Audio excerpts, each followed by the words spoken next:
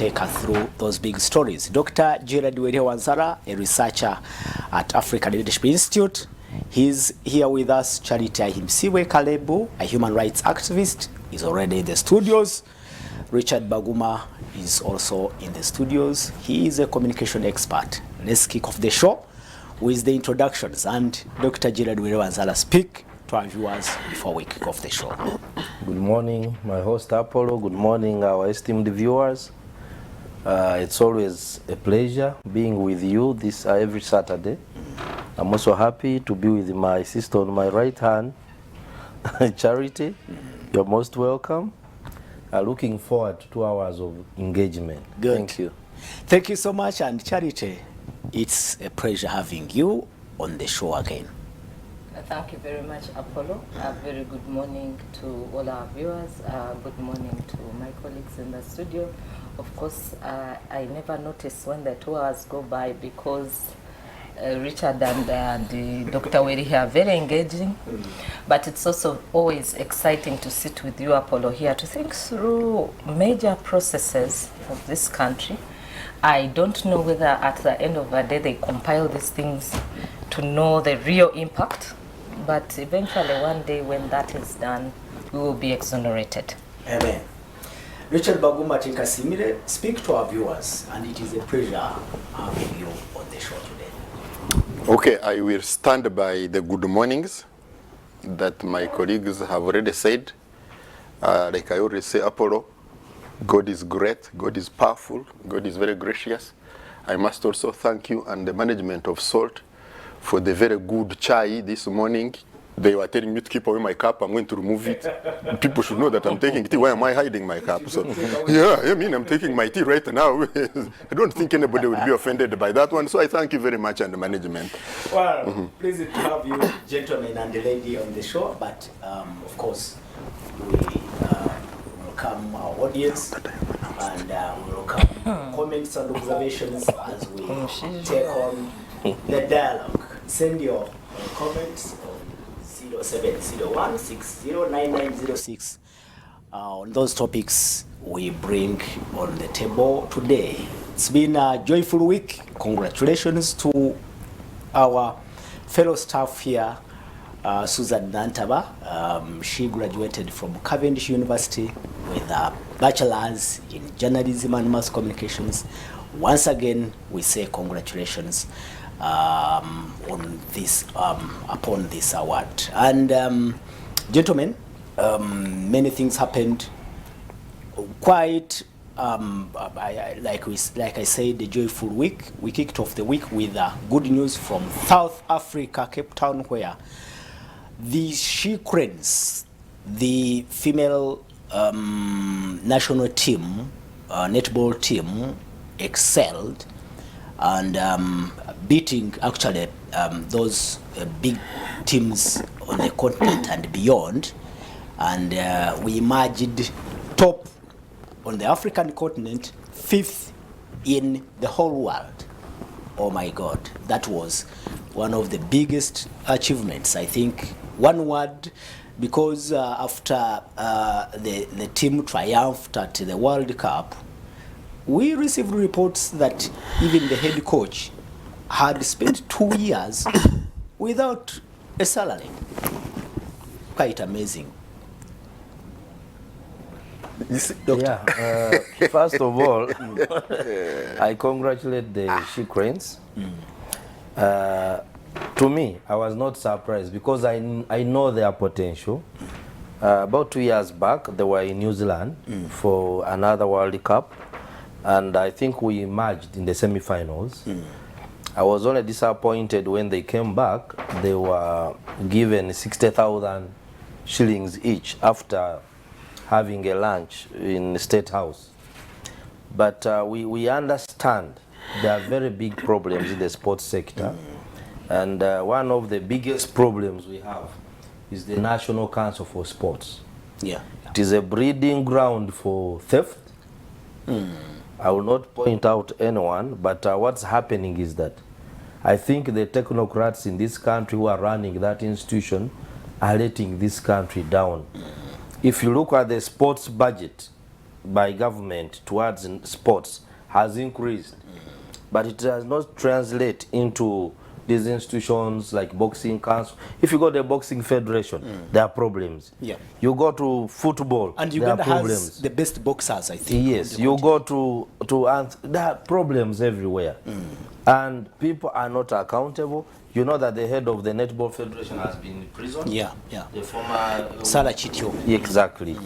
But the investigations turned out that the theft is actually done in the National Council for Sport, where little money is disbursed, people want the money back. And that is happening. It's not a secret. I don't know why the government is not moving to really do a forensic audit and kick out the thieves from that institution.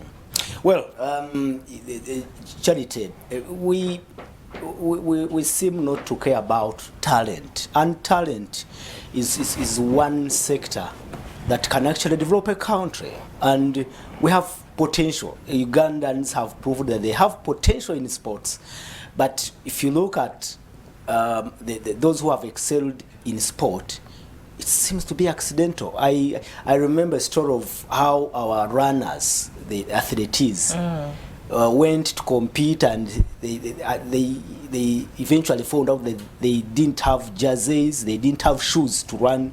You know, those track events need shoes. Good shoes. I think it was in Zikuru. Yeah, it was in Zikuru. Yeah, she arrived and she didn't have shoes, but amazingly she brought gold. And her story after that. Here we have a netball team, mix her national up. team, excelling, 5th in the whole world, but their team coach Is has not not been paid for 2 years. But that is Uganda for you, and they've just told you a very interesting story about the National Executive Committee on Sports. The National Council of Sports. Yes. Now that I also know that as a country we hardly pay attention to sports as a whole. And yet I know, like you've said, talent is a good thing. Like even our swimmers, whenever they go to South Africa, they return with a lot of the gold medals. They are the best. And I think the swimming association for it is now streamlined and well organized. And I think Magogo is trying to see if he can help the football arm. And you know, of course, you live very near this house here, the Fufa house. FUFA also has had its fair share, and again it is over money. It reminds me of Tom and Jerry. You know Tom and Jerry, they always fight over who's going to eat the bigger meat. And they don't care about what the real picture is, but it's cut out the big piece of meat. But as a country, indeed, like you say, we can decide to make it our export, or we can decide to make it our income earner, because if these people come back with this money and they are able to invest it here, then we have a bit of money circulating. Can tax, but maybe let's not tax at the immediate. They can be given a waiver, but whenever we have these people, like now, where is Cheprotik? Where is he? And where is Nzikuru? Where are they? And yet in a means time, when that man won gold here, Akibua, there is a road called Akibua. Even Akibua Stadium. Even Akibua Stadium. Akibua remained Akibua. And we know him from those years of the 70s. For us who were born much later, we still had Akibua, and we know Akibua won gold. But who will remember that Nzikuru won gold? All right, Richard, just a quick comment about how we value sport in this country, or talent in this country.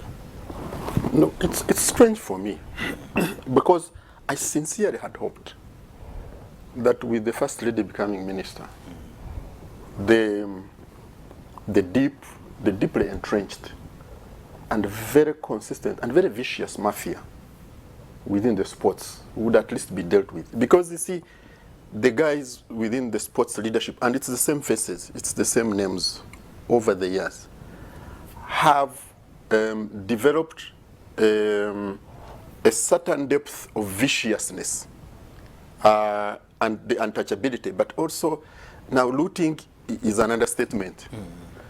That that has gone on and on. I had an opportunity to be on one of the investigative teams for some time in the athletics. There were allegations of sexual harassment and things.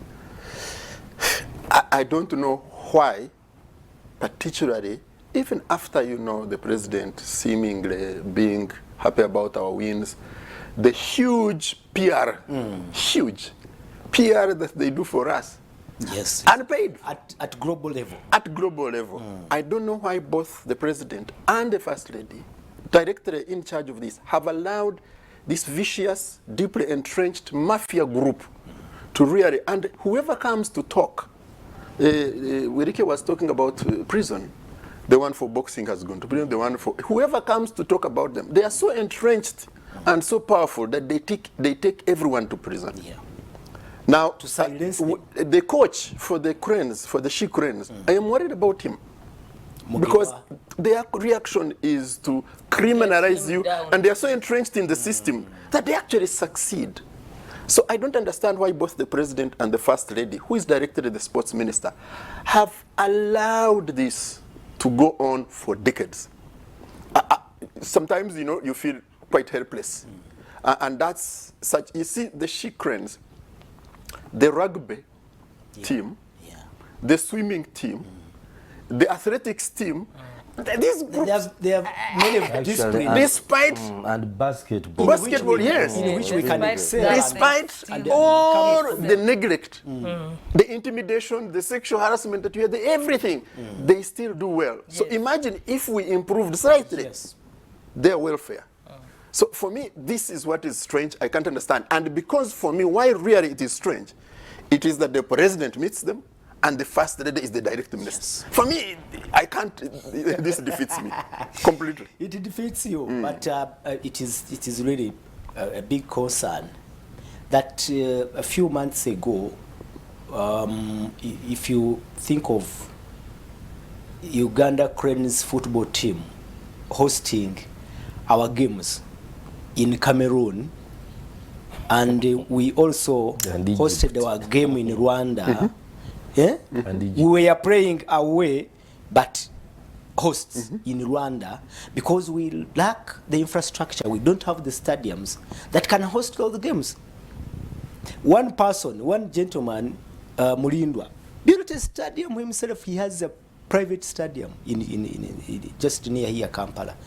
But a country, whole country, the CAF, the people who manage football, they came here and said you cannot host even the continental games for Africa here. We don't have Capacity. the capacity. We don't have I the was stadiums. shocked. I was shocked about the budget for renovation of Nambole Yes. Stadium, because if you go to countries like Cameroon, like Gabon that are hosting, their stadium they cost about $20 million, $15 million, and they host CAF games. Is it around But- 49 billion? Yes, but No, no. Eh, 89. 89. Yes, but we renovate at over 300 billion. And there was a story that ran that the money we paid in Cameroon to host our game there was also equivalent to the money that is being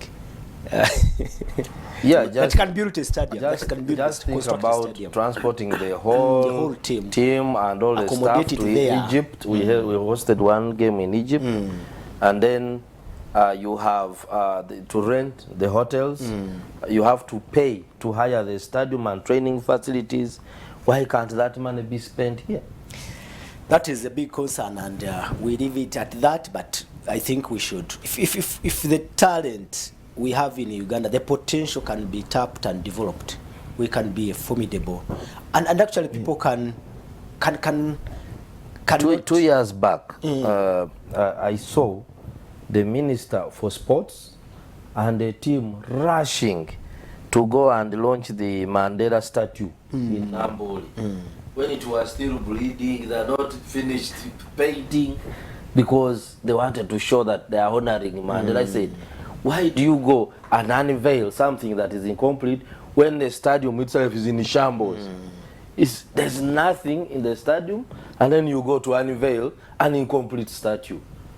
I think sometimes we have a problem with the way we think. Yeah, whenever we talk about nationalism. Yes, and the spirit of national. Yeah, and whenever and our anthem, the Ugandan national anthem plays. Ugandan. Whenever when those people are out there, it does, and our flag goes up. Yes. Because when Zekuru won this gold, yes, everywhere turned Uganda. The feeling was very nice. I'm sure even for the Ugandans who live in the diaspora, seeing themselves all over there, like. No, wow, I remember when. I'm proud to be. Was it Chogam when we had to hire a PR firm in UK? Yes. To give us a good image, and billions of money were spent. It was like trillions. Yeah, when actually we can use this for us to send our flag across the world. I think those who are in charge of the sports sector, something must be done. You can walk around this place, this city, every pitch has been sold off. There is an arcade. Now where will our kids really nurture their talents from? Thank you so much. We congratulate the Shikrens, regardless of what, you made it and you lifted our flag high. Let's, gentlemen and the lady, move on and look at the crisis in the FDC. This week, the top leadership at Najena Nkumbi fired, actually sacked the whip of FDC in Parliament, Honorable Ssemujju Nganda. The reason was not very clear for why he has been sacked, but again, he responded like, I don't care, but we know that the woes at FDC, the warring factions, he belongs to another faction, so it is still another confusion we can speak about. There's also fears of a split, that any time we can see another split in FDC. A list of around 7 members, actually top members, leaders of FDC, have been sent to the disciplinary committee. This week, the Monitor published the serial numbers of the banknotes, allegedly Nandala and Chiza Besige is the one who actually leaked these serial numbers to try to prove that indeed this is evil money. What you gave me is evil money, whereas the other side still denies the fact that they received money from government. Let me start with you, Dr. Jared Welanzala. What do you make of the outcome of what could be the possible outcome of what is happening at FDC? Looking at what before I go to the possible outcome, I would like to tell the viewers that when you're a chief whip, if you go to the Administration of Parliament Act, the positions of chief whips are well outlined and the functions they do. And that office comes with some benefits. If you are a chief whip of, say, FDC, which has about 30 members of parliament, you have a privilege to have some staff in the office appointed by you, and I believe the Honorable Ssemujju had staff there appointed by him. You have privileges of being on the front line to meet the important delegations. Yeah. And sometimes, even when there's a list for people traveling, you have a privilege to appoint in your party who is going for what trip. And therefore, that position is not empty. It's not empty. There are resources that come with that office. And I believe the Honorable Ssemujju is not honest when he says it is nothing. So there is something in that office. And then secondly, I'm also informed that there were some activities going on in the course of the week where there was a meeting actually at Besige's home in Kasangati involving Jack Sabiti, Nandala Mafabi and another team on one side, and there was another team, there were Flo Gutus and others on another, and this time the fist fight was not between Nandala and the others, but was almost between Jack Sabit and Besige. Oh.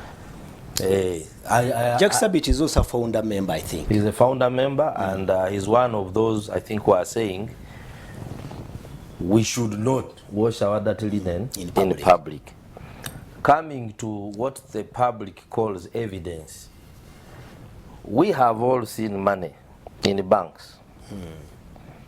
You can go to a bank. When Bank of Uganda released money in the new notes, it will come with serial numbers. It's not only money that comes from State House that comes with those serial numbers, and the public should know this. So we are all human. I don't think that releasing serial numbers or crying, even Hitler cried in the public. Actually, BSJ when broke down in a press conference. Exactly. So for me, as an observer of what is going on in the FDC, because I'm not an interested party, I would maybe think that in the interest of Uganda, because when parties are functioning well, we are all happy. We know these are training grounds for leaders, and we know that Ugandans will get a good service. But now where things have reached, I think there is what we call a point of no return. To me, it looks like FDC is headed for a big split in the middle, but I'm also seeing politicians who are trying to reinvent themselves using the crisis in the FDC. And well, what I predict is a split. Because I would take the example of the Honorable Salam Musumba. She chaired the National Council in Najanankumbi, where the report was read, their elders' report was read and accepted.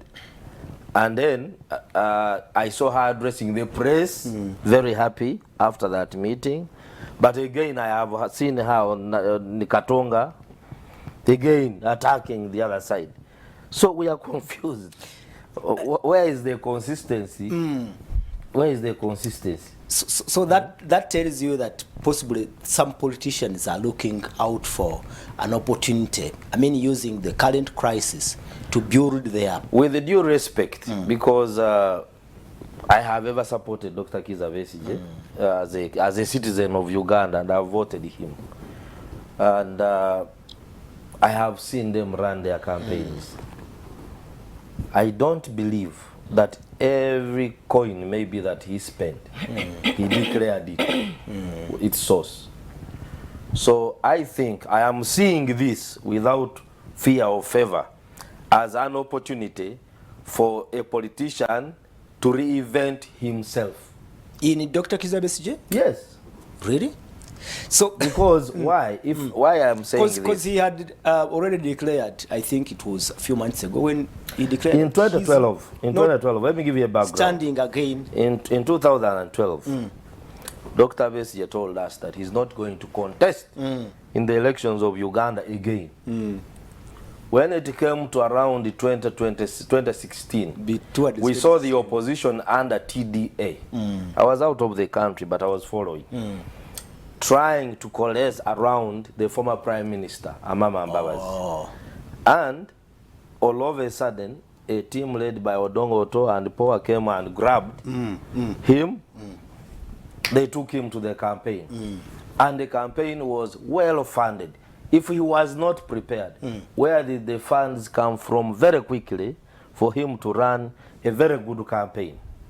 I was one of the social media strategists. You think Dr. Kizza Besigye could be trying to reinvent himself and possibly head that spirit?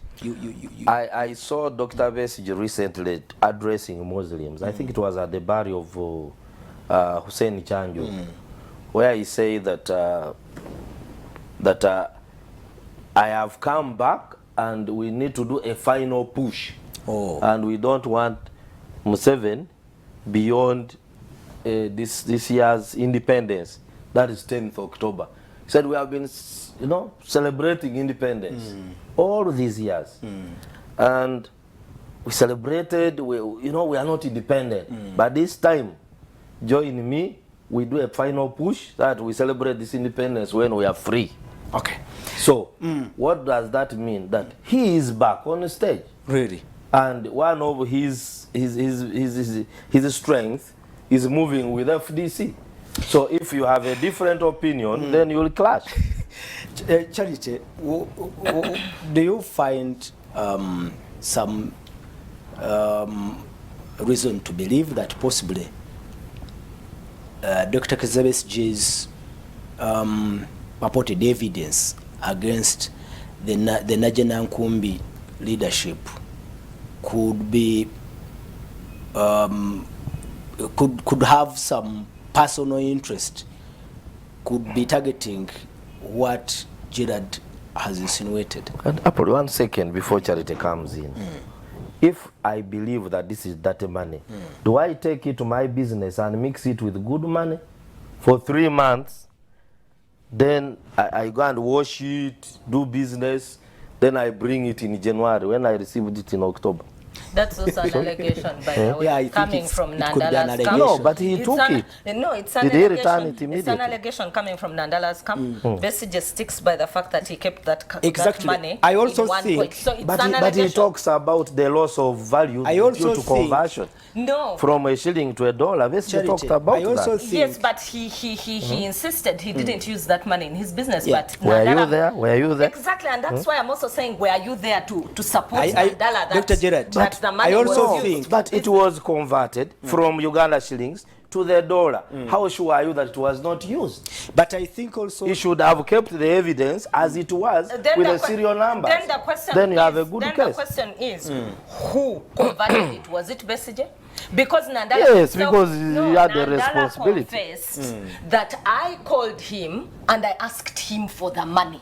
So who then? Because you need to know all these are facts. But the money And was a lot of in facts that are possession. hanging. The money was in possession I- of Dr. Kiza I Besigye think- from October up to January. So I think Dr. Werihe Wanzara, I'm also going to disagree honorably on on a number of issues, not because I support Besigye per se, but because I think of the political party. And I also think about characters. Who are the characters that are being pitted one against the other? Look at the characters for yourself. it is Nandala against Dr. Kizabes's now. Let's do a profile of who Nandala Mafabi is and what he has done before. Nandala has been in politics in the eastern part of Uganda, where he even stoned people. He's known for boxing his wife and running out in boxers from his house. This is the character you're talking I about. didn't know about Oh, that. my friend. People who have lived with him in his neighborhood, they know him for having beaten his wife, and while the wife ran out of the house, he ran after her in boxers.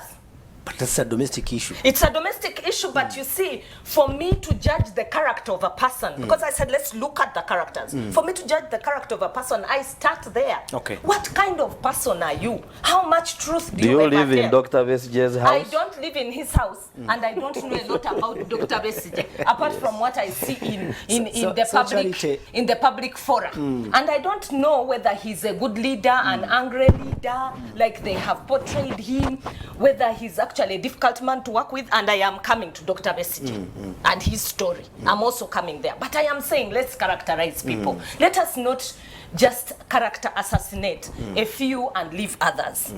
Let's not create So you angels say and devils. Even Nandala is not an He is angel. not an angel. We don't have an angel in those characters. If you look at your Kampala Lord Mayor, Lukwago, how much controversy has Elias Lukwago found in Kampala here itself? And every time he's switching camps, he was in DP at one time, then now he was in Katonga with the TPF. I'm saying, look at these characters. Who is there? Let us first sit and characterize properly before we start saying this one is an angel and this one is a devil.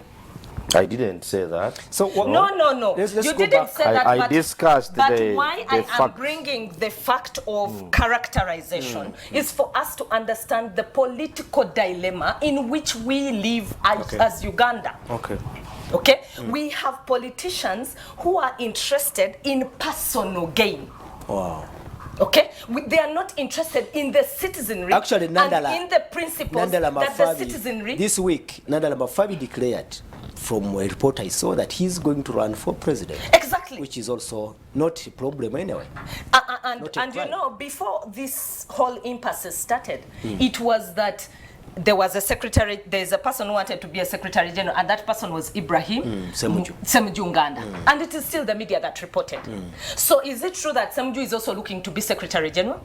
Is it also true that Nandala is looking to be presidential candidate? Who put there Amuriat? It was Kizza Besigye. Even Amuriat himself states and says, Besigye picked me from everywhere and brought me here. Remember at that time we had a man called Mugisha Muntu, a very decent, principled man. From what we read, from what we know about him, from what people have lived with him about, that is what we see. We have seen this man going to church and praying and begging God on behalf of this country and telling people in Uganda, don't tear yourselves. This man called Mugisha Muntu. And yet he was sent packing like a miserable villager out of that place until do you see that happening to Ssemujju Nganda after all this and part of his group? Because some people think that this was not a sacking or replacement, but it was part of the purge that is now happening in exactly. So Ssemujju, you cannot say that there is no proper explanation as to why Ssemujju had to leave. Ssemujju had to leave anyway. Ssemujju has been on the floor of parliament talking too many things. He has been a headache. Really? To who? To everybody, to his party, to NRM, to, you know, he's a headache because he's saying so many things. Good or bad? I think the public finds it very useful. There's many people in the public who support this Ssemujju Nganda. And his constituency has said whether he's chief whip, not chief whip, whether he's what, he's coming back and is going to rule until when he's tired. That's what his constituency has said. He has popular support. 100%. Whether he sleeps in the morning and wakes up and says, I'm standing, as long as he's on that ballot, he will come back to parliament. So what does that mean now to the future of FDC?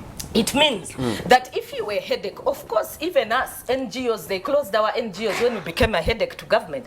When government perceives you as a headache, they must get rid of you because you're disorganizing their processes. So his claims that that he overheard Patrick Amuriat saying that he's speaking a lot in parliament and he's actually, making it look like other MPs of FDC have failed. That is spinning.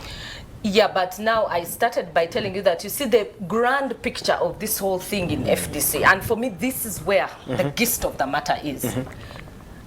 Because I was beginning to feel sad that that Gerard was being dragged into looking at characters and falling on one side more than the other. And I'm not saying Besigye is an angel. Besigye has his own tale of stories around him. But I discussed the issues. Of where they say that, for me, I wanted to go back also onto the character. Because we as Ugandans have been taken on a wild goose chase. Here, when FDC was not working, came people power. And came the Red Movement and Red Beret. And in that election, you saw young people dying whose accountability has not happened to date. 54 lives according to Uganda Police. Uganda Human Rights Watch still has 100 lives in their report. And for me, if we have had politics that has led to anger, hatred, name-calling, creations of one camp, jumping onto the next camp, we are not being honest with ourselves. And yes, we are going to see FDC split. But to whose benefit? To the benefit of the politicians who cannot clip their egos and choose to sit to agree on one direction for the citizens of this country. So otherwise, if it wasn't that each of them is looking for individual benefit, because each of them is looking for individual benefit, that if I ally with Besigye, I might benefit on this front. If I ally with Nandala, but that is typical. This is how I with all politicians. They have to push their interests in any way. And I started by presenting a character called Mugisha Muntu, and I said Mugisha Muntu as a politician, and maybe it is the undoing for him on the Ugandan political scene, that he came with ideals, with values, with the building systems. But he can't send even an MP into parliament. He can't, because his standing is that he cannot be dishonest. Charity, politicians, could it be possible? Could it be true that Dr. Kizza Besigye is also trying to reinvent himself. It's also possible. Get a chunk of the members That's and also possibly possible. move on with them. That's also possible, because why was he sitting a meeting in Katonga? Why did he remain with an arm in Katonga? You see, when this thing called the People's Front, Red Card Movement, The People's Front for Transition, that PFT. one.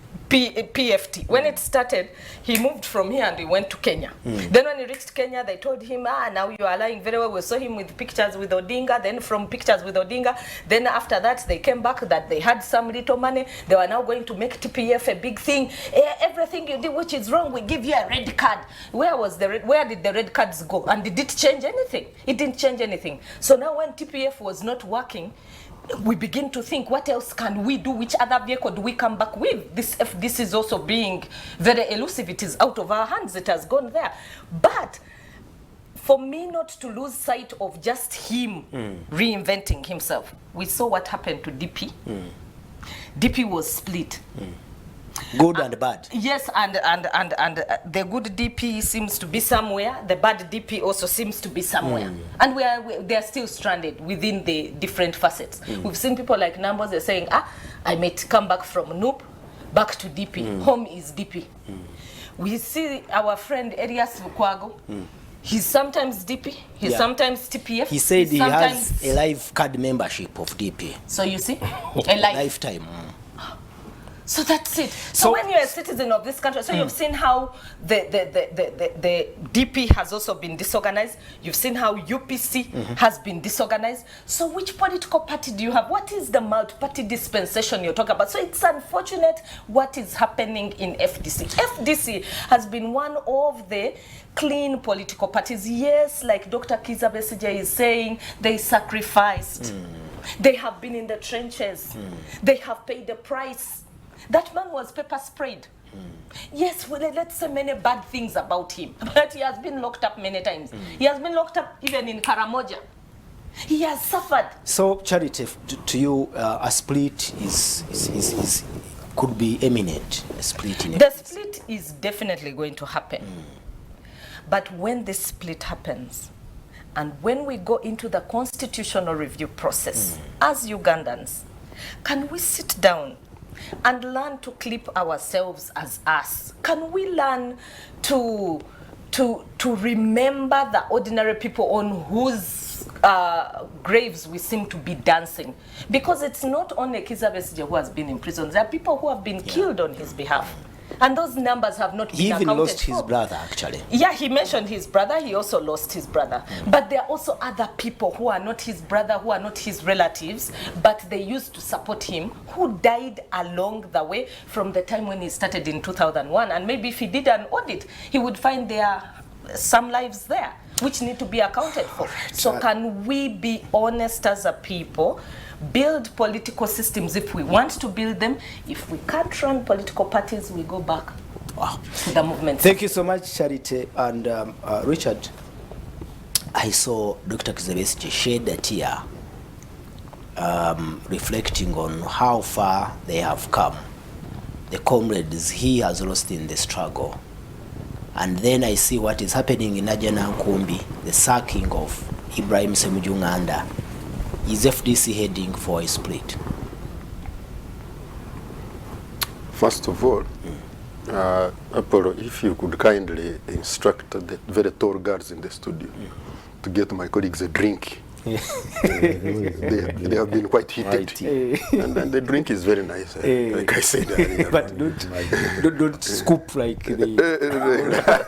like my elder, like Uncle Joel. No. The NRA was an amalgamation of groups. When it captured power, it took in even more individuals.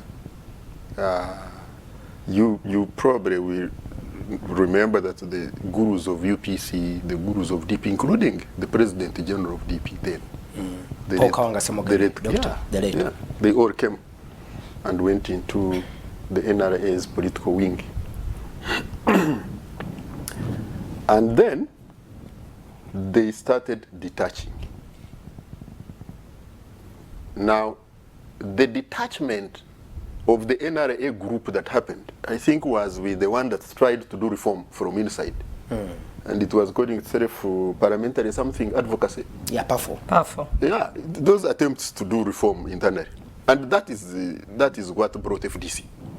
I think that's the root of FDC. That's how FDC came to be. So you can therefore say that even the political wing of the NRA split. Now, later, even the one who was chief political commissar, Chiza Besigye was, then the one who was what was the late Honorable Kategaya, In NRM? and yes, and then the Honorable Mshega and the Honorable Kazora, and they also split. So this thing of splitting cannot be looked at as new. But let's move from the political wing of the National Resistance Army and we go to the Uganda People's Congress. They have broken off. It did not start with the Honorable Jim Akena. Even though the splits are normal and natural, they have weakened. They weaken the system in such a situation. In my view, that is also debatable. Because has President Museveni, despite those who have detached... After splitting DP or UPC, we can see where these parties are now. No.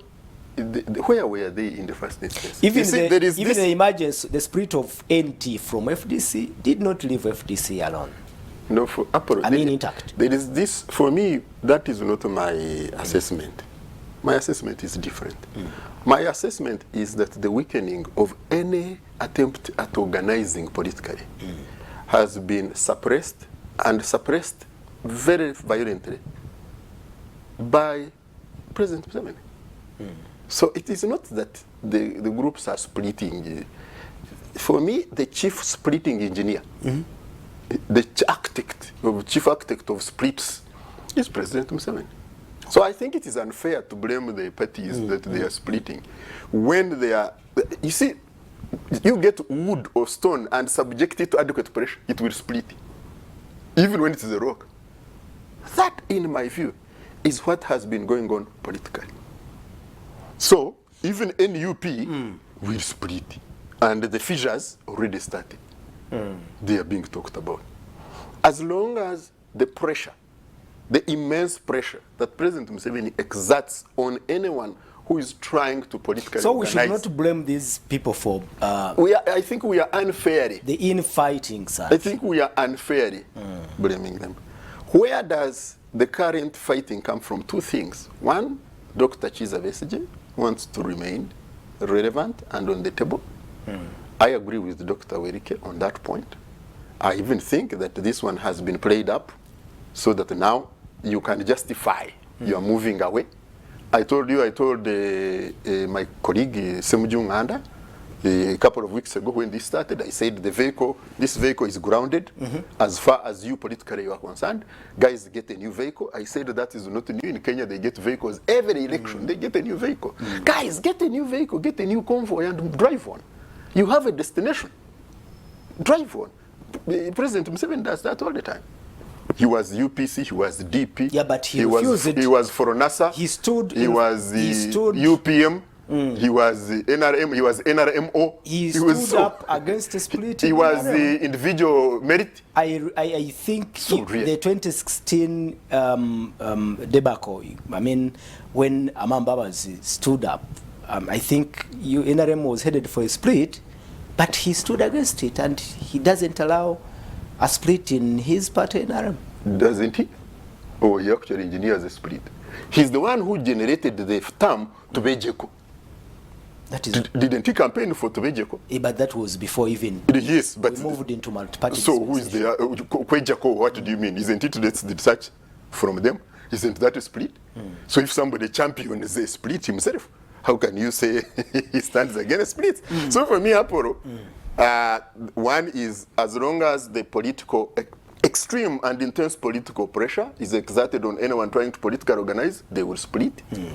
The political wing of the NRA itself will keep splitting and renewing itself. What the politicians should be doing, like Besigye is doing, I think, is to generate another vehicle. He's been trying. He did Action for Change. He did this one, TP something. You know? He did, I don't know, red card. He's been trying to reinvent himself. And he spoke very clearly. He was very clear at the barrier of the late Honorable Chanjo. He was very clear. I am back. Let's do a final push. So what do you use? You try to create a vehicle, which is creating now. And wait. We will see it before me.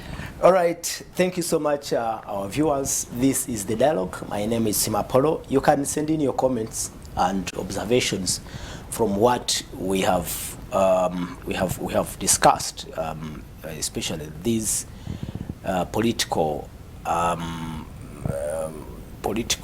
undertakings that are happening in the once strongest opposition party in Uganda, FDC. And I have here a comment. Someone says, Mr. Apollo, allow me to inform Charity that as she judges Honorable Mafabi, let her flash back on Besigye. How is it that after when Besigye was not on the ballot, it's when the money into FDC party became dirty money? And when I request Charity to clarify on Katonga office and FDC structure, Charity stop demonizing Honorable Mafabi for any reasons. Why isn't Besigye giving us that person who disclosed the information to him about the dirty money? I am Abel Keru. Thank you so much, Abel Keru. Charity, if you can quickly respond to him. And I think, Abel, if you have listened to me a bit very carefully, I said the following things. I said Besigye is not an angel, neither is Nandala Mafabi an angel. What I disputed was for you to create Nandala as an angel and Besigye a devil. They are both devils chasing their own interests. Wow. And I am against that.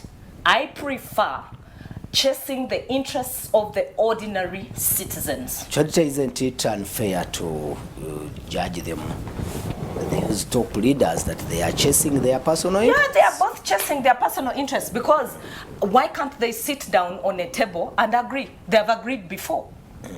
They have agreed before. When the FDC was there, they agreed before. He was a secretary general and one was a president. They worked together. How did they see some strength in themselves to the extent that now they can't see each other?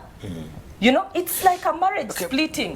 When a marriage is splitting, don't create a man to be a devil, a woman to be a devil. You're both devils. If a split happens in FDC, which is going to happen, like you said, is it good for democracy in this country? It's not. It's not. And I think that's what I said. I said that when splits happen, then we get weaker political parties. We get disorganization within our political organizing. And I said, if the worst comes to the worst, we don't know how to run political parties, then we go back to the movement system, and that is what you're going to be talking about in the constitutional individual review. Merit. Yes, because now you have failed to know how to run political parties. Okay, let me ask. We have political parties which are strong in countries which we look at. Look at the US, they have those Democrats, they have the Republicans, and they have many other political parties after them. Don't you think they don't have disagreements? Politicians will always have disagreements. Okay, in just 1 minute, Dr. Gerard Welewa-Ndenzala, is that possible for us now to switch back to movement system? No, you see, coming back to multipartism was a big fight. You remember the president saying, this Cecily Ogwals and other people who were lobbying, and there were threats externally to cut aid, and also we had an internal court filed by the DP that said that actually there was nothing like a movement system. What was existing was a one-party system that had disguised as a a system, but was one political party enjoying resources of the state. You remember in the ruling of Justice Manyindo, he said it moves like a duck, it works like a duck, it looks like a duck, so it is a duck. So the conclusion was that this is a political party, one political party. But the movement system, so therefore, to remind you, the movement system is still in our constitution. Yeah, but one of those, you can have articles in the constitution that are in abeyance. For instance, doesn't the Constitution talk about a recall of a member of parliament? It's not possible. Are we doing it? No. They It's say not. it is possible under movement system. Exactly. But even under the movement system, we have no precedent. Therefore, we cannot go, and you know that the Constitution guarantees the right of association, you know, so let people have political parties and belong where they are comfortable. Okay. And we are still evolving.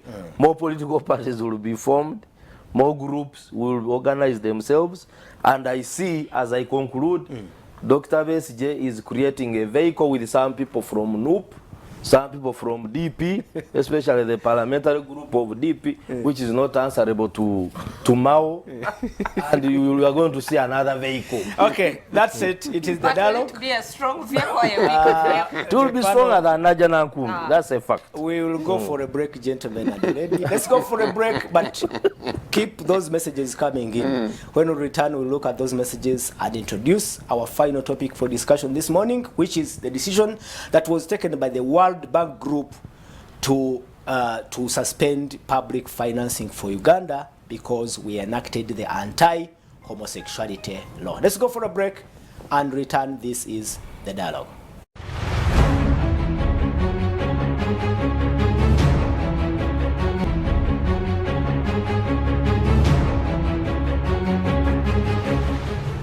For provoking you. Thank you so much. This is the dialogue. My name is Sima Polo. We have on the panel Dr. Gerard Wanzala is a researcher working with African Leadership Institute. We have Charity Msibwe, and Charity is a human rights activist but also an executive director for Uganda Electoral Laws Institute.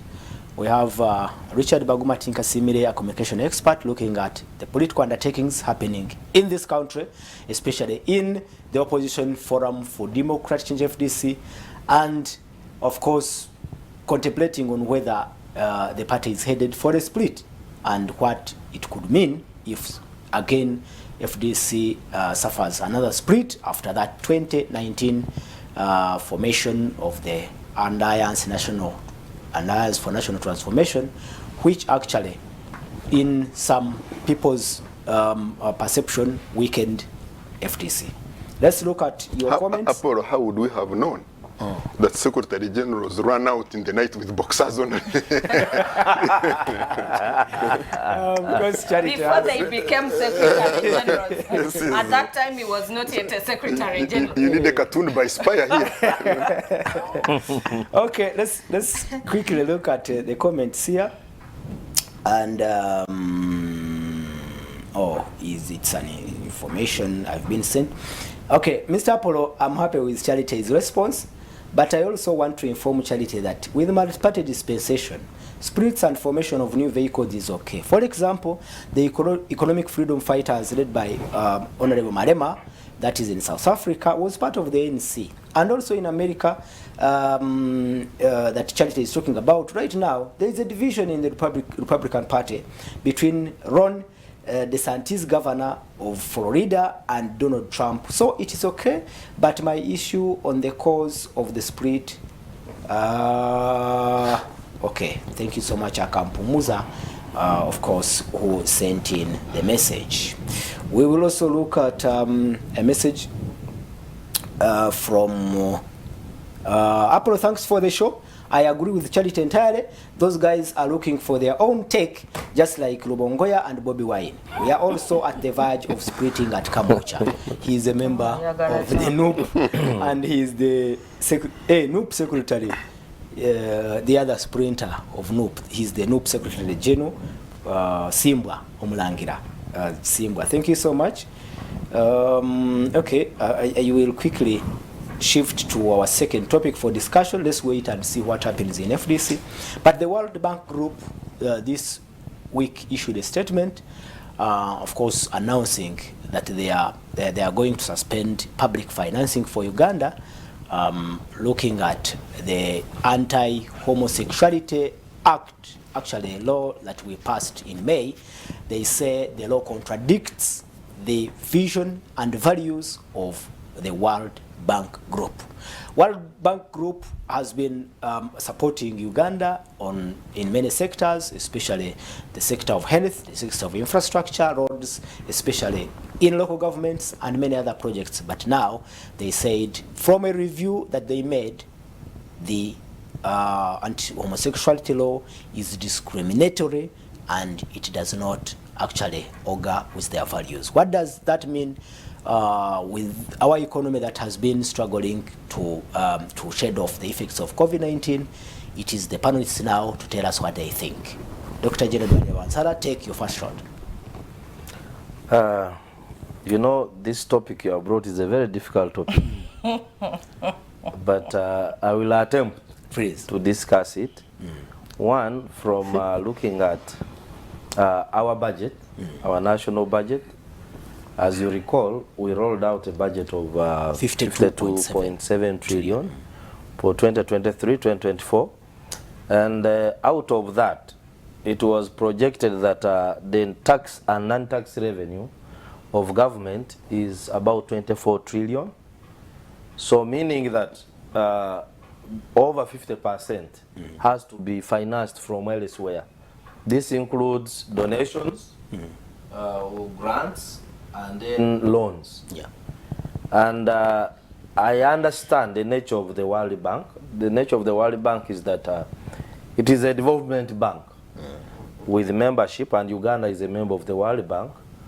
I have seen all these countries, including China, which became a member in 1980, much later, are members of the World Bank. Russia, like this year, put $27 million in the basket of the World Bank, and therefore, it is a big problem. I looked at the projects, the value of the projects that are supposed to be funded by the World Bank. They are about 6.7 trillion. So if the World Bank takes away the 6.7 trillion, and we are only able to collect 24 trillion, and of course that 24 trillion may not be collected, because if they withdraw funding, you know that the companies that are in construction, the people they employ will not pay tax. They will not pay tax. You lose VAT, you lose withholding tax, and therefore the practicability of the budget becomes almost impossible. And I think that's why I saw the Honorable State Minister for Finance, Henry Musasizi, saying we will come back and revise the budget. Now, coming back to the values, I don't know. Actually, I'm always disturbed when I read every document of the world, of the African Union, of EAC, East African Community, or ECOWAS, or Uganda. We have their signatures, non-discrimination according to sex, gender, what. I always ask myself, by the time we agree on these documents, do we always understand them, or we don't understand them? So at the end of the day, we are made to look like we are fools, because they say you consented. Because if something originates from Washington, for instance, to Geneva, to Addis Ababa, to Uganda, then you domesticate it. We even sit in our parliament, we discuss these things, and then we pass them. Then we say we shall not discriminate according to sex, gender, quickly, sorry for interrupting you. I don't think it's fair to say that we do not understand when they talk about. I think the contention is on whether, to us, from at least when we decided to pass this law, was the disagreement that LGBTQ is also part of those sets of rights that we believe in.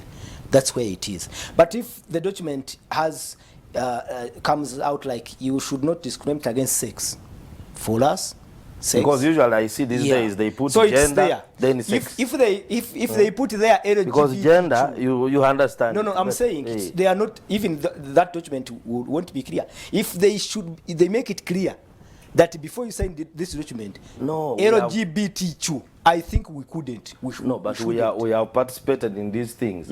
Why can't we ask to unpack what does sex represent? Maybe that because one. if you put gender and the sex, because before we used to know that, we know sex gender is a male woman, and but right now they are specific, sex and gender.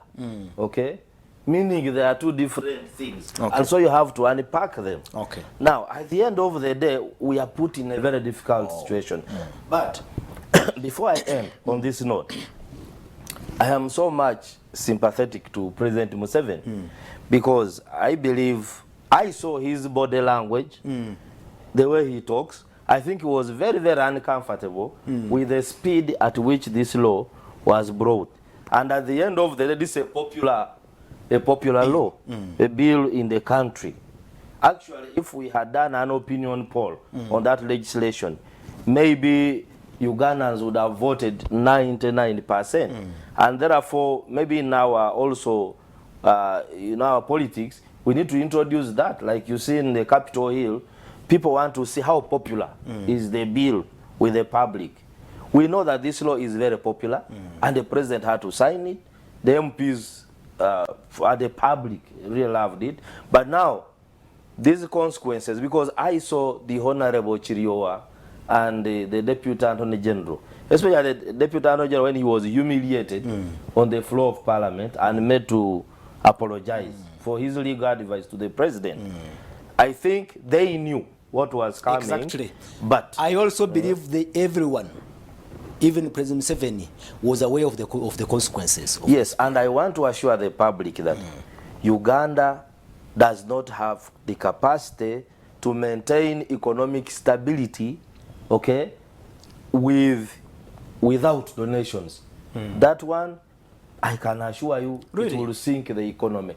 Of course, people are talking about corruption, but have we demonstrated in the last 37 years that we can fight corruption? No. So where are we going? You know? So I saw President Museveni saying that we will survive with or without. I wrote. Uganda will survive. Let me start with the parliament. With or without your I loans. wrote an article in the newspapers, and I said, to get quality members of parliament, let's reduce the salary up to about 5 million. The businessmen will not go there. They will not sell their properties to go there. So unless, but they are not prepared because we live extravagant lifestyles. You see, every minister has convoys. Members of the first family have convoys. You are seeing departments of government, huge cars. So is it not now a reason why we should now go away from that extravagance and move on? If I take what the speaker said when that bill was being passed, I want to request her, the Honorable Anita Among, that you call the members of parliament and they should be the first to demonstrate that they can live a frugal lifestyle. Good. And then we reduce the pay, then the citizens will have. But if you go reducing salaries of, say, teachers, how much will they be earning? All right. Charity, tell us, the response from the Ugandan government is dismissive of this particular decision by the World Bank Group. And actually they are saying it is hypocrisy, it is neocolonialism. What is your take? Gerard has told you this is a very delicate situation. It is dicey because government needs donors and needs the World Bank like yesterday. But the World Bank also needs government. It's not only one way. Anyway. It's not one way. Because actually we've been paying back the loans with interest. But not only paying back the loans with interest, their outfits are on the ground here, repatriating resources and looking out for new business ventures. So they need Uganda. Uganda also needs them. So it is a dicey one. It is sitting between a rock and a hard place. The very same thing that is happening in FDC is the very same thing that is happening here right now with the World Bank and the government. But what I want to say is, let's look at this character now called the World Bank. Today, let me do more of characterization. So the World Bank is a mechanism used by donors to control. The American dream, as it is written in all books, even calling Charlotte's Web, is to be a superpower that controls the whole world. And so it uses mechanisms. And one of their mechanisms is the World Bank. And the IMF is the controlling arm of the World Bank. So when they come and say, oh, the World Bank has taken funding, and now all the other arms of funds are going to be gone in a short while, it is true, because the mechanisms work one with another, and they can squeeze you when they want. But on this other hand, who is this character called Uganda? In all the universal declarations of human rights, the UN charters, the treaties, international law, Uganda is called a sovereign state. Okay. When you're a sovereign state, what do? A sovereign state can decide on its own what they want for themselves as a people and what they believe in. Yeah, true. So how can you come and say you have come up with a law, it is annoying us, take it down, except it is neocolonialism? Except we are back to what you're seeing in Mali and Niger and what you're seeing Burkina Faso. Those people saying we are rejecting. They are fighting back. We are rejecting treaties that are treating us unfairly. We did not choose to be black. We didn't. You cannot therefore criminalize us for being black and believing in our black ideals. This is what the World Bank is doing. It is criminalizing us for being black, for believing in our ideals, for believing in our identity, for believing in ourselves as a people. But there is, when they say what they are saying. It is one thing having your beliefs and values, and it is another thing, sustaining yourselves. We cannot sustain ourselves. Yes, and I started economies. by saying that yes, we cannot sustain ourselves given the way we have badly managed ourselves. But if we managed ourselves better, for example, let me give you a very simple example. We have a public debt of 89 trillion, and for me that is where the beginning of the problem is.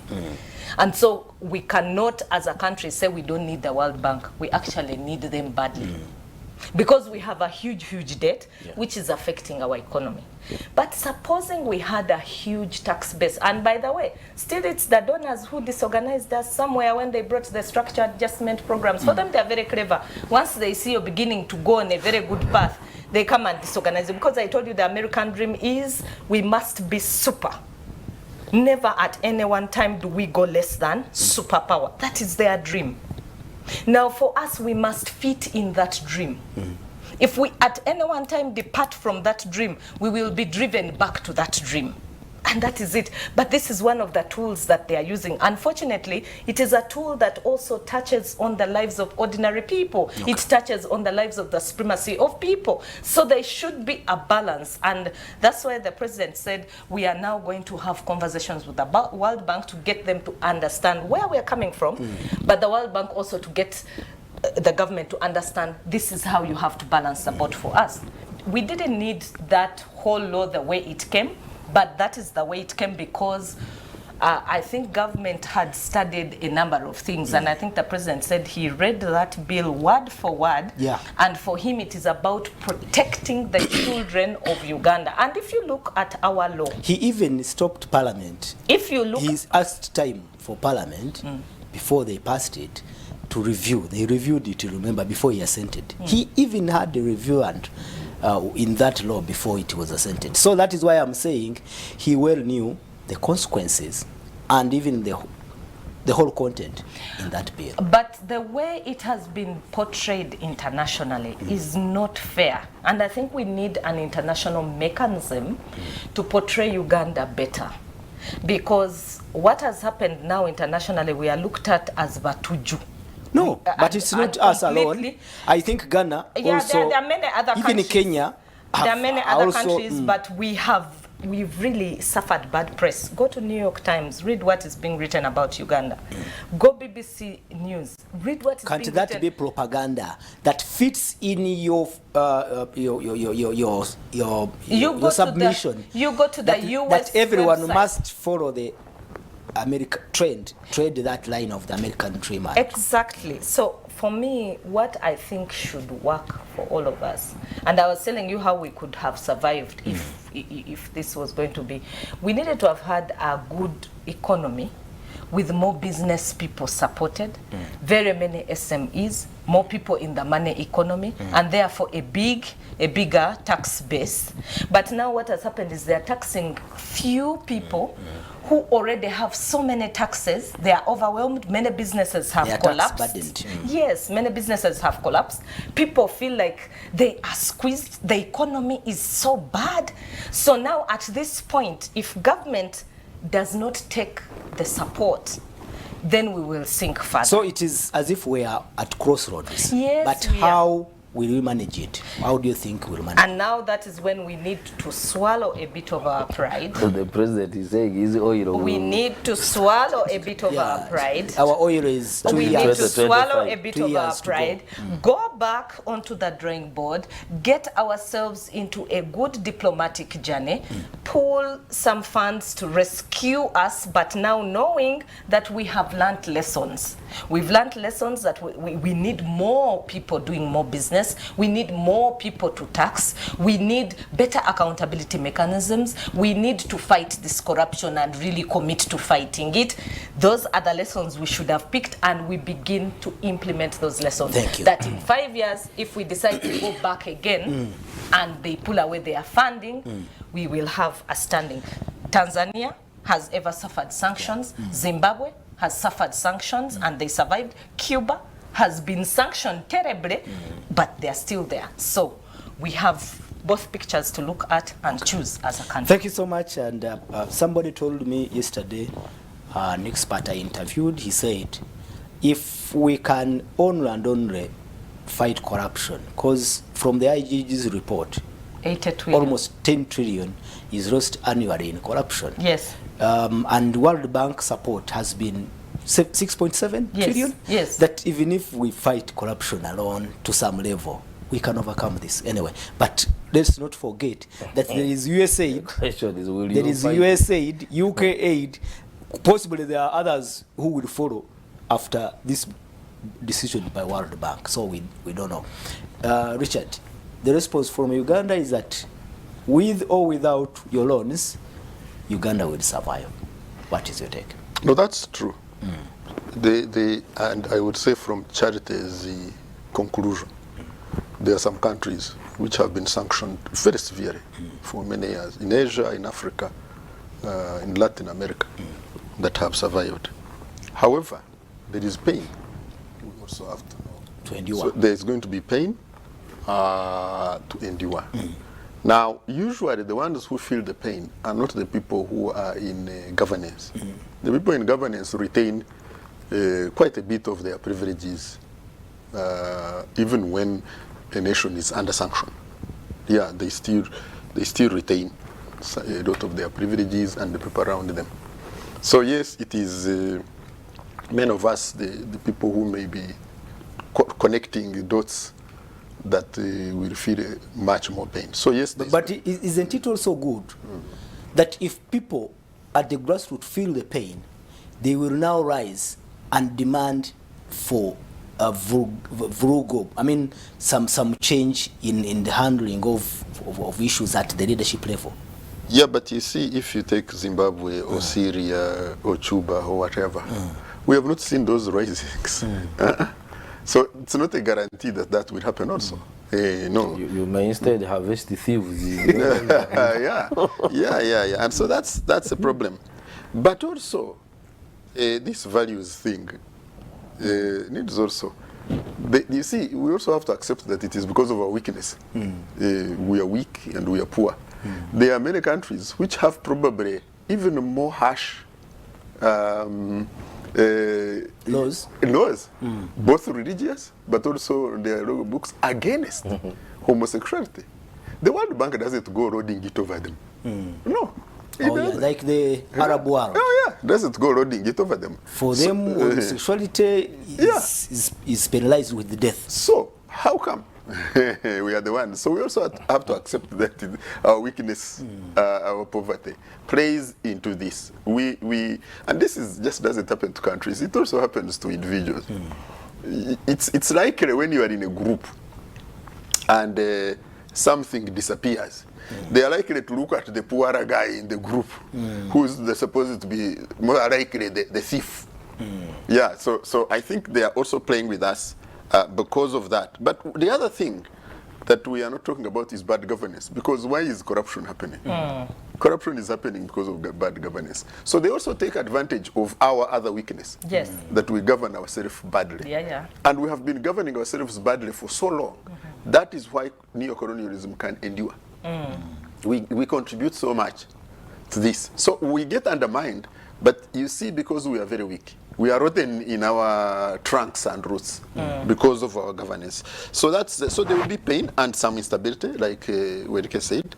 One of the things that if I was in power, I could quickly do, if I wanted to impeach this, I would quicken the court case. You know, the court case has not moved as quickly as the other one, but it is there.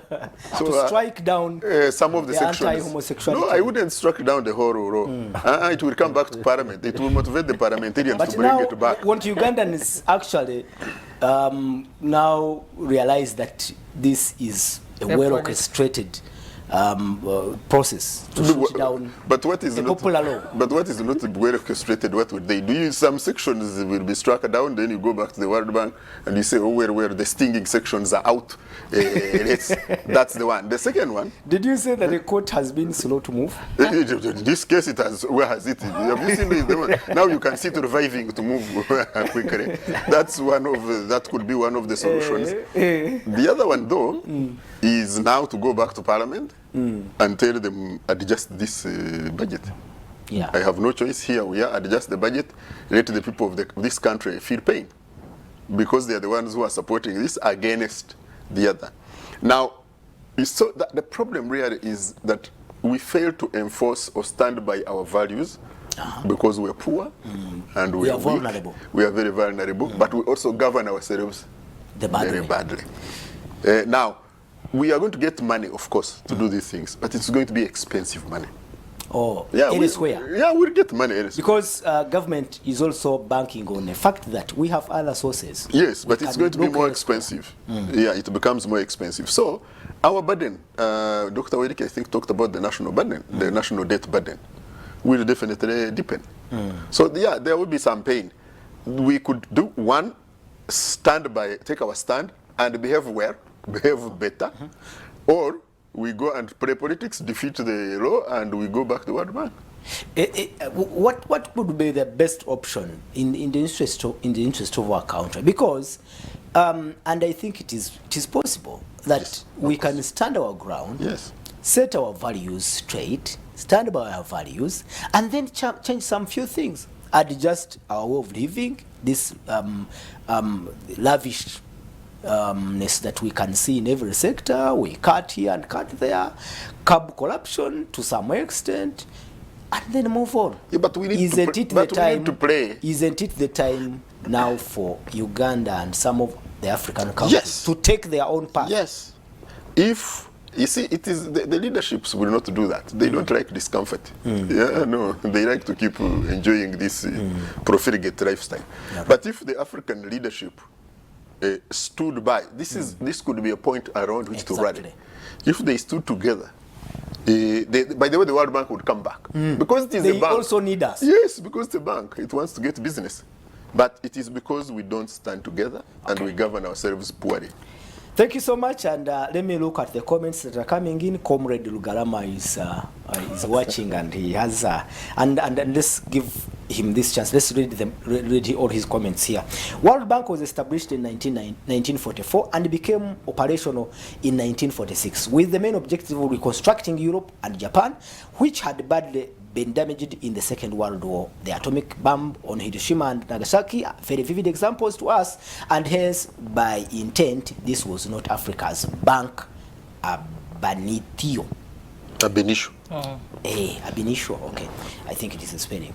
The main, at least on paper, of this World Bank is to eradicate extreme poverty, objective, I think, from member states, and contribute equality, prosperity to the member states. History is sufficient for man to deduce that Africa carries the burden of the poorest of the poor, in spite of the fact that we, Africa, hugely consume these loans and grants since regaining independence. Not though that John Perkins, in his very insight book, The Confessions of the Economic Hitman, and underscores the importance that World Bank and IMF are not meant to help the wretched of the earth like Africa, but to maintain the master servant between the so-called developed world of Western Europe with North America and mainland Africa as the supplier of raw materials. I think that is the concept we had from Charity.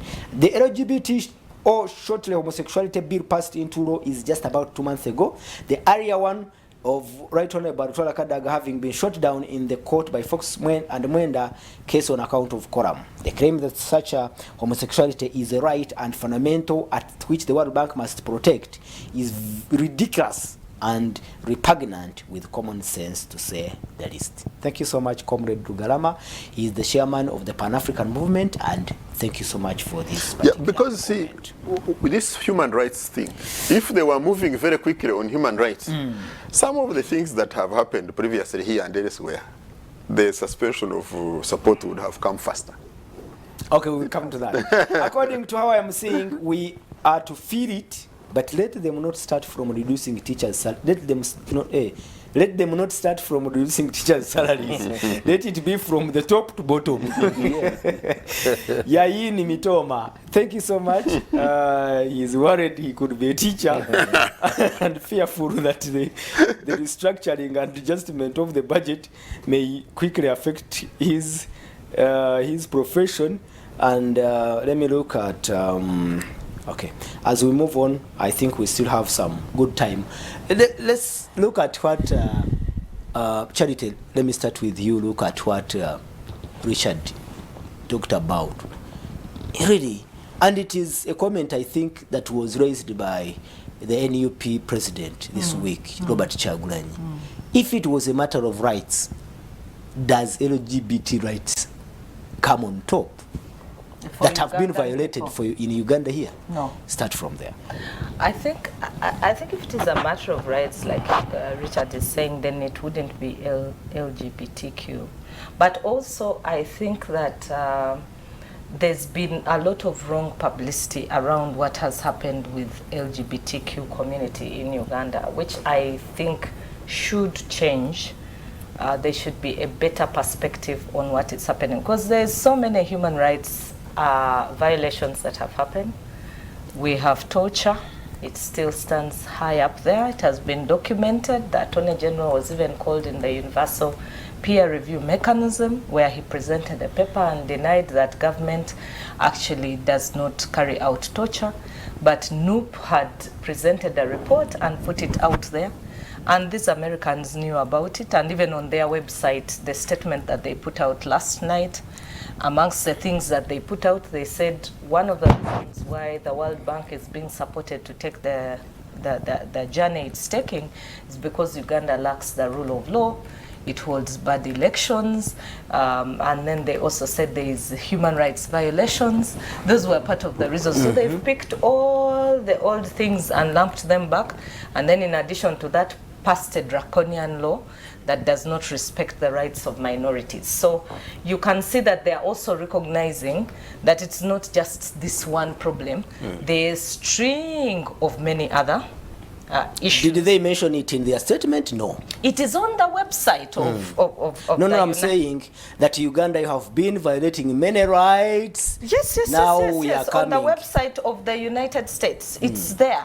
On the United States. Not the World Bank. Now, the World Bank statement states in the second paragraph, and I will pick for you in the second paragraph, they're saying that these people have been condemned to death because we recognize the death sentence. But we've had that death... No, I have a statement. We have the death sentence. Yeah, read the second and the third paragraph. Read it verbatim, and you will see what I am telling you. Okay. Please go ahead. Let me retrieve it very fast. Yeah, so I am telling you that they have a whole statement that is on the USAID website that tells us that we don't respect all rights that exist, and yet we are signatories to these treaties, human rights treaties, the UN treaties on rights, and our ratings and evaluations from expert reports have shown that Uganda does not respect human rights on very many fronts. Oh, it's for the USAID. US. No, this one for the World Bank. Yeah, in the third paragraph, World Bank talks about. They say immediately after the law was enacted, the World Bank deployed a team to Uganda to review our portfolio in the context of the new registration. That review determined additional measures are necessary to ensure projects are implemented in alignment with the environmental and social standards. Our goal is to protect sexual and gender minorities from discrimination and exclusion in the projects we finance. These measures are currently under discussion with the authorities. No new public financing to Uganda will be presented to our board of executive directors until the efficacy of the additional measures has been tested. So they don't mention about other rights, it's only the LGBTI rights. Anyway. But also gender rights are there. You've just read for yourself. The gender rights are there. They've said there is no respect for gender rights. They're talking about it. And I am saying that on the USAID website, because remember that the World Bank is not living. Who writes to the World Bank in that letter? They said us, the supporters of the LGBTQI community, protest the continuous giving of funding. You read the first line. What does it say? Who was petitioning the World Bank? And for the World Bank to react this way. So you can see that it is an interlinkage. It's not standing individually. I actually wanted to read for you the US website here. But I will retrieve it as you proceed. Okay. No, Richard, you can, Dr. Gerard, you can give us your sense of that component of rights centering only on LGBTQ when actually many other rights have been violated in this country and it's on record. Yeah, of course, that's where the pain is, because Uganda has had challenges. One, the violations relating to electoral processes, the violations relating to torture. Of course, with the torture, I saw some sanctions on individuals not to travel, and I don't know whether their money can also be frozen with that. I have seen violations relating to compensations, like in the Albertine region, people whose land has been taken because of refinery land, and people are living a destitute life, and yet these are economic rights. I mean, if I lived in a place and then you displaced me, you have to relocate me and resettle me.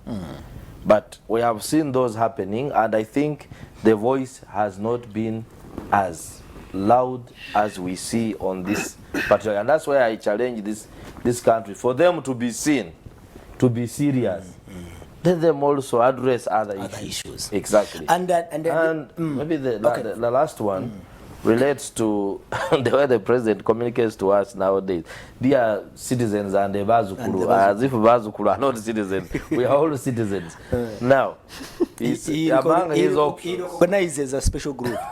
Among his options, he talks about our oil starting in 2025, and he talks about, he said we shall survive, of course he says that, but he does not express, let's say, what actions that he's going to take. No, it is clear.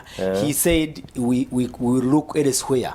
We will look for... But elsewhere, you know, each of these countries has their specific priorities.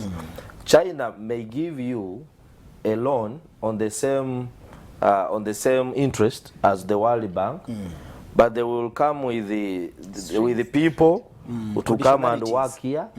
They will come with the, you will pay them the loan to China. But even these loans have conditions. So they've been if the World experts. No, if the World Bank, gave you, let him conclude. If the World Bank gave you a loan, they will not direct you that give this and this company. But if China gives you, they will say give CCC, and then they will come with labor, including truck drivers. So at the end of the day, everything will go. Repatriate. And then we also look at, there's a loan we procured recently. We shouldn't forget. from Standard Chartered. It was a syndicated loan. Or through ADB. Yes, the interest, if you add insurance and what was almost 10%, that's too expensive for a country. And this was for, I think, security cameras and things like that. So you will be forced to go to the market where, you know, we were procuring another one in Kenya, which citizens were making fun of, saying that Ugandans must be the ones in Kenya lending money back to Uganda. Expensive loans. So we need to see how to strike a balance. We have few options. Yeah, because other than, wait a minute, it looks like what you're saying, we have few options other than coming back and restructuring our systems, looking in our budget and taming our appetite. And let me tell you, I saw the Honorable Asuman Basari was saying, let's to look to the Asia Development Bank. And so these banks do business with each other. Yes. The World Bank lends money to the African Development Bank, to Asia Development Bank. Yes. You find the Arab Bank is doing business with the world. So the international financial system is interconnected. So you agree with those who think that it will be tough? That's the pain that he is talking about of this decision. Exactly. Look at the Kampala infrastructure road project. We are all crying about potholes. So if that is halted, where are we getting the money? It means we have to brave the jam, the spoiled cars to be in the garage all the time. And when you don't even have the money to work on Charity, allow me to first. No, Okay, because Richard will do a rejoinder to it. They said President Yoweri Museveni and the government officials vocally welcome foreign investment in Uganda. However, government's actions do not always align with this rhetoric. So they want foreign investment, but they don't align with the rhetoric. And they are saying the closing of political and democratic space. They said poor economic management, endemic corruption, weak rule of law, growing calls for protectionism from weak organizations which do not have accountability. They have clearly stated this. That is the US. The US. And in addition, the draconian law on LGBT. And who holds so, the but that's biggest why I'm saying that you look rights. at the beginning of that statement, who petitioned World Bank. Look at it, the people who are petitioning World Bank are the superpowers. I said there is a dream which you must live in. It's unfortunate. Then that is why I asked Richard, isn't it the right time for our countries to now set their own path? Because we have always complained of the structured adjustment program which was imposed on Earth by the Margaret Thatcher group and all that. Couldn't it be the right time now to set our own conditions and find our own path? It's an opportunity. Sometimes opportunities don't strike at the right time. Why I doubt that it's the right time, for instance, is that I cannot see how the current leadership will reduce their appetite. Yes, even the life that they have been used to for decades. After you are used to a life for 3.5 decades, it can be extremely worrying for you to try and reduce that. Instead, the appetite will be to increase. And so I can see that, and look around us, even some of our closest neighbors, because we would be supporting each other, they are trying to make themselves look the cleanest among the Western countries, offering, all kinds of concessions. And so, and then the rivalry, the petty rivalry that we hold. So, while this could be an opportunity that gets us awake, I do not see us taking it. But that is also coupled with the other factors. The COVID recovery, which really the global system is trying to recover from. The war of Ukraine now, which has hit the global system. But also the transitional thinking that we have here is very expensive, must be financed. So we really have not too much room for maneuver.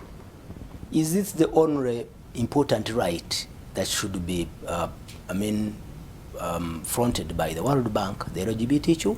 No, you see, this is not about important rights.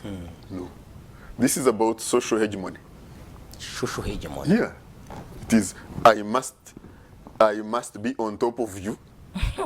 I must do you the way I want, or I don't give you my resources. It is just hegemony. And looks like Comrade Rugaram agrees with you, because he says majority of Arab world has strict laws against homosexuals. What has the World Bank done about that? Africans can overcome this nonsense of World Bank by emphasizing the ACFTA, Africa Continental Free Trade Area, which exposes such a deepening intra-trade, which sadly averages at 15%, implementing fully by their Pan-African payment mechanism to close the leakages from exchange rates of money loss, and choosing our friend to agree mutually how to trade. BRICS, which is created so differently from how the World Bank functions, is a savior of its kind, and Africa needs to embrace it. Can BRICS, the BRICS group, the organization, solve the issue? But Ugandans China, South Africa. Ugandans have really been so excited about BRICS. But I have not even seen the BRICS bank anywhere. You haven't seen a brick coming? No, not yet. No, but of recent, the Arab world is now joining the BRIC. I think they have expressed interest to join the BRIC. Ethiopia, since 2000, in Africa, is joining. Since 2000, since BRICS was formed, over almost 15 years ago. First of all, it was BRIC, then it became BRICS. Now, you go and analyze the countries in BRICS. Begin with Brazil. It is a developing country, though big economy. It has a lot of neighbors with problems, always hosting, the neighbors. South America has problems like us. Than us. Exactly. So their attention, apart from this sugar we smuggle, we repackage, and we re-export. We have China. Now, I started with Brazil. Now let's go to Russia. It has problems. Russia has problems. Sanctions everywhere. It is very difficult to do any business with the Russian company. But it has proved that it is a strong. No, it was a superpower, so it can be resilient to fight 1-2 years. But doing business, the other day we had number plates.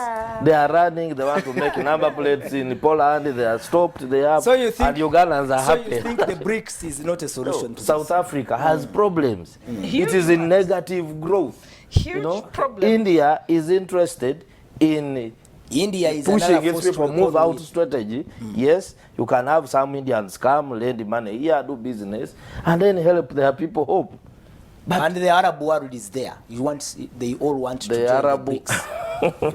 Okay, it's a big issue. I entirely agree with Charity that World Bank is doing what is doing is not fighting human rights violation, but it's embracing the hegemonic theory of America, that the whole world should continue looking up to America for economic and political support, because we various pockets of human rights violation, but America has not come out to condemn them. So all this is what Mr. Baguma has said, taking advantage of our poor governance for their interests. Good panel of ideas. Thanks so much, Abedi Akampumusa. We are running out of time. I have only 3 minutes, and I will give you those 3 minutes, starting with you, Doctor. But Doctor has been telling us about BRICS. His BRICS ideology. Actually, when you are talking about BRICS, you talk about China, which we are already dealing with. I am very happy to agree with the Doctor's position on BRICS. We better go slow. That is why I said this is a delicate thing. No, we have been in Serbia. We have had and I Iran. Think this language now, like that, Serbia. To hell with World Bank, I think they should be. We have signed. We should have less Ugandans. Coffee deal and should have less Ugandans talking about Thank that you, kind brought of that issue. language. Mr. Rwabogo, I have contacts in every part of this world. Don't pay brokers to spend our money in Serbia and elsewhere, because we are not going to see fruits of that money. Okay, it is your parting shot, I think. Yes. Thank you so much. Is it the parting shot? Please. I've seen we have rented a big, inexpensive facility in the capital. We have rented a very expensive facility in Serbia, in the capital. The Wazungu are passing, seeing what is this Uganda. We have almost more than 10 brands of coffee. By 2025, we are going to ask Mr. Braboko, because he said he's going to improve coffee exports to 6.5 billion a year from 800. We are waiting. We work out. My parting shots are not different from Dr. Werie. He is serious today. He has become a real professional doctor. The thing is, I was saying the journalists also going forward, please don't report the World Bank story like it's an ordinary story that you want to report about. The president is allowed to politic every once in a while because that is his mainstay. He's a politician, he will say what he wants and he will change. Don't write headlines like "to hell with the World Bank." You don't help on the question of diplomacy. We still need the World Bank.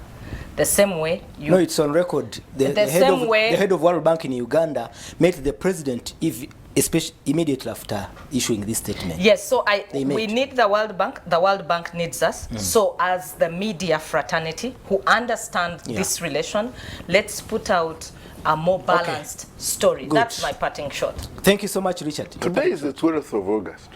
I think it's the World Youth Day. Oh.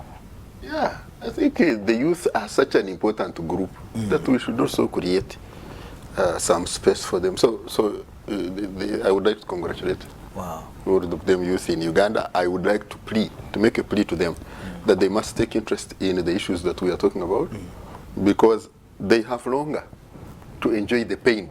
And also tell them that being a youth is not permanent. No, it's transition, of course. but certainly, my parting shot, there's going to be some pain. Oh, yeah. We need to prepare for that pain, at least psychologically. But I can tell you, this is going to be navigated. It cannot be left to go on. All right. Thank you so much, our viewers. We thank you so much for staying with us for all this time. Joey Nichirinya, I think he's on leave. I don't know, but thank you so much for your comments, you people who sent in your comments. Other I could not read them because of time. And you can follow up these videos. The recordings are on YouTube. We actually stream live on YouTube, Facebook, and elsewhere. Go look for Soul TV Uganda. You'll again look at this program. I looked at a picture that is running on social media.